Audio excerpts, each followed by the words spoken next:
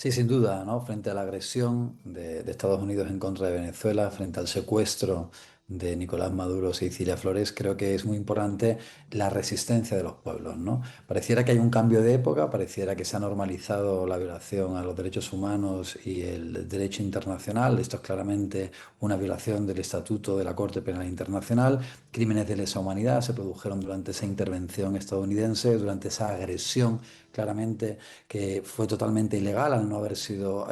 aceptada, aprobada en el Consejo Nacional Consejo de Seguridad de Naciones Unidas, y por lo tanto la resistencia de los pueblos es lo que queda, ¿no? Estos no son hechos de carácter jurídico, sino de carácter político, y la respuesta tiene que ser unánime y tiene que ser firme, porque hoy le pasó a Venezuela, mañana le puede pasar a cualquier otro país, ¿no? Y a cualquier país de Occidente, no únicamente en América Latina o en el sur global. Por lo tanto, yo creo que esas manifestaciones que se están dando a lo largo y ancho del mundo son fundamentales para demostrar que los pueblos no se detienen, que los pueblos están en resistencia y que estas violaciones de derechos humanos no se van a permitir.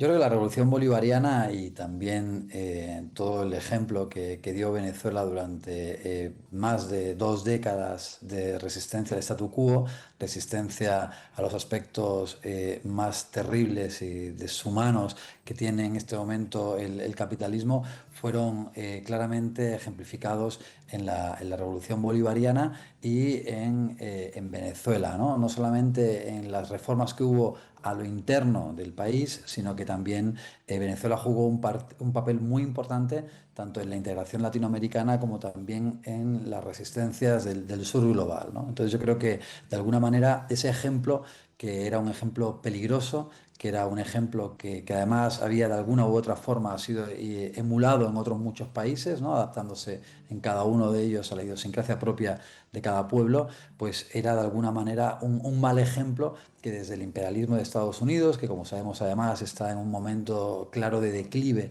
y por lo tanto mayor agresividad, pues debía de ser de alguna manera erradicado, extirpado, eliminado. Y creo que por eso la primera agresión con estas características por parte de Estados Unidos se da en Venezuela y se da en contra del presidente Nicolás Maduro. Creo que de alguna manera lo que trataba también Estados Unidos era de dar un castigo ejemplarizante para cualquier otro pueblo, para cualquier otro gobernante que de alguna manera se rebele en contra del orden establecido, en contra del statu quo, en contra de ese imperialismo estadounidense que, como les decía, pues está en grave crisis y necesita llevar a cabo todo tipo de agresiones para reafirmar su no pérdida de poder, aunque es claro que en un mundo multipolar como el que está emergiendo en estos momentos, pues obviamente el rol de Estados Unidos queda cada vez más desplazado en su rol hegemónico que había ostentado desde finales de la Primera Guerra Mundial y durante más de un siglo. Sí, estamos en un momento grave, no solamente de criminalización a través de la agresión que ha sufrido Venezuela, sino que estamos en términos generales en un momento también en el que hay una recesión de derechos en términos generales en todos los países, ¿no? Hay una criminalización de la protesta que estamos viendo en Minneapolis, en Estados Unidos, pero que estamos viendo en otros muchos países del continente cuando los pueblos se rebelan en contra de la situación de desigualdad, en contra de la explotación que se da desde las élites a los pueblos. Entonces yo creo que este es un ejemplo importante por el cual la movilización y la solidaridad internacional logra generar lazos de resistencia frente no solamente a los problemas a los que te enfrentas, frente a la represión de muchas veces gobiernos totalitarios, gobiernos injustos, gobiernos que tratan de obviamente beneficiar en el sistema de dominación a las élites en contra de los pueblos y de las grandes mayorías. Y creo que este es un ejemplo muy claro de cómo la protesta internacional y la solidaridad internacional, como se ha dado, por ejemplo, en otros casos también, que lo hemos visto en contra del genocidio en Gaza,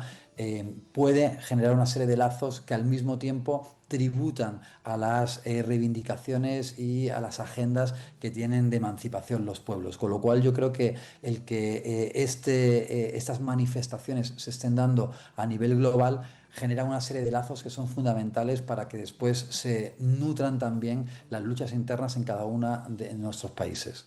Yo creo que también en este caso se está jugando a un subterfugio de carácter jurídico, es decir, en realidad esto fue un hecho totalmente político, va a tener una muy difícil sustentación en cualquier tribunal, más allá de que pudiera ser un tribunal totalmente sesgado y un tribunal totalmente preparado para tratar de generar una presunción de culpabilidad ante unos delitos que ni siquiera existen en Estados Unidos y que por lo tanto esa presión internacional también es importante para, primero, poner de manifiesto lo que esto realmente es, ¿no? Que es un show político, pero al mismo tiempo también para tratar de movilizar a otras instancias internacionales que pudieran también desde lo jurídico poner presión en este caso. Es decir, ¿dónde está la actuación del fiscal general de la Corte Internacional, Penal Internacional, que tendría que estar tomando cartas en este asunto ante una agresión clara contra un país miembro? Estados Unidos no es un país miembro del Estatuto de Roma o de la Corte Penal Internacional, pero sí lo es Venezuela. Y esto es claramente un caso de agresión donde se han derivado por parte de esa agresión de Estados Unidos a Venezuela, un Estado a otro Estado, una serie de crímenes de lesa humanidad como ha sido la muerte de más de 100 personas o el asesinato de más de 100 personas en esa intervención militar. Entonces yo creo que es importante que se ponga presión también desde instancias internacionales, dónde están los distintos relatores de Naciones Unidas, dónde está el Comité de Derechos Humanos de Naciones Unidas, para que este show político se convierta realmente en un fiasco jurídico y que por lo tanto, al quedar sin argumentos, el tribunal estadounidense que está llevando a cabo el juicio en contra del presidente Nicolás Maduro y en contra de Ciras Flores, pues no tenga otra cosa sino que dictar la inocencia clara de estos dos personajes que están actualmente secuestrados en Estados Unidos, ¿no? En esto también creo que esa movilización internacional es fundamental. Estamos en una situación muy grave a nivel de violación del derecho internacional público y por lo tanto creo que es algo que afecta a la comunidad internacional y la comunidad internacional debería tomar cartas en el asunto, ¿no? Esto no es un caso aislado, esto es un nefasto precedente que no se puede repetir y que además cuando llevemos este caso de lo político a lo jurídico debemos de mostrar que no existe absolutamente ningún argumento, porque de lo contrario al final lo que se va a hacer es una legitimación jurídica de la ley de la selva, ¿no? De la ley del más fuerte, de quien tiene la posibilidad de avasallar a otros, lo va a hacer. Y que si encima hay una justificación jurídica, pues esto es nefasto para el futuro de los pueblos y para el futuro del orden internacional. Ver cuál va a ser la operación que se está ahora mismo fraguando, ¿no? Porque efectivamente, como acabas de señalar,